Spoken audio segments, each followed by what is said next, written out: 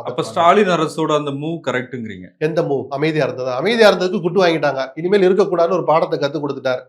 பொதுவாகவே ஸ்டாலின் சுயமா சில முடிவுகள் எடுக்கணும்னு நான் 4 வருஷமா சொல்லிட்டு இருக்கேன். நீங்க முதலமைச்சர், அதிகாரிகளை முழுசா நம்பாதீங்க. அதிகாரிகள் இல்லாமல் ஒரு அரசாங்கம் செயல்பட முடியாது. தலைப்பில் எழுதிக்கோங்க. அதிகாரிகள் உங்க ஆலோசனைப்படி நடக்கணும். நீங்க சொல்றத அவங்க செயல்படுத்தணும். அவங்க நாங்க இதை செஞ்சுட்டோம் சார், இதை நாங்க செய்ய போறோம் சார் சொல்றதுக்கு நீங்க ஒப்புதல் தரவே கூடாது. எல்லா நேரமும் அது சரியாக இருக்காது. அதுவும் நடக்கட்டும். உங்க ஒப்புதலோட தான் அது நடக்கணும். அவங்களுடைய ப்ரொபோசல் உங்களுடைய ஆலோசனை பேர்ல நடக்கணும். உங்களுடைய ஒப்புதலோட நடக்கணும். எல்லாமே அவங்களே முடிவு பண்றாங்க. நீங்க எல்லாம் ஓகே பண்ணுங்க பண்ணுங்க பிரச்சனை வராம பாத்துக்கன்னு அது ஒதுங்கிற வேலை. இது ஒரு என்ன சொல்ற இவ்வளவு நல்ல மனசு இருக்கிற ஸ்டாலினுக்கு ஒரு திறமையான முதலமைச்சரான கேள்வி வந்தா இல்லைன்னு தான் சொல்ல தோணும். ஸ்டாலின் வந்து இப்ப கூட சொல்றாரு, இதுல அரசியல் நோக்கங்களோட இந்த விஷயத்தை அணுக வேண்டாம்னு சொல்லி. சார் நீங்க அரசியல் பார்வை பார்க்க வேண்டாம், சட்டப்பார்வை பாருங்கன்னு நீதிபதி சொல்றாரு.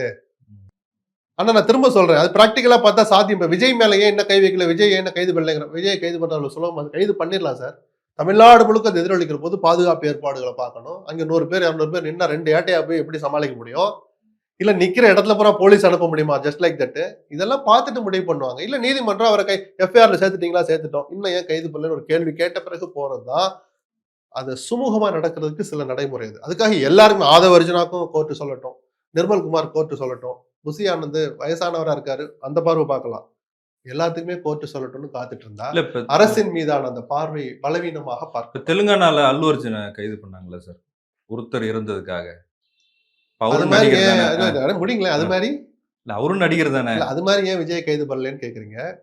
ரைட் தான். அதுலயும் அல்லு அர்ஜுனா வந்து இந்த தியேட்டருக்கு போங்க, இத்தனாம் தேதி வரைக்கும் பாங்க, நெருக்கடி வரும், ஒரு உயிராவது போயிட்டு எனக்கு ரிப்போர்ட் வரணும் சொல்லலங்கிறத தாண்டி சட்டப்படி என்ன நடவடிக்கை எடுக்கலன்றதான். அதுக்கு முதல்ல எஃப்ஐஆர்ல பேரை சேர்க்கணும். விஜய் பேரு எஃப்ஐஆர்ல இல்ல, இனிமேல் சேர்க்கிறாங்களான்னு பார்க்கணும். அதன் பிறகு கைதுக்கு போகலாம்.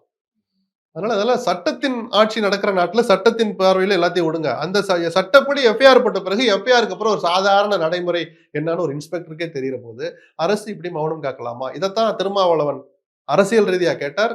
நேற்று நீதிபதி செந்தில்குமார் சட்ட ரீதியா கேட்டார்.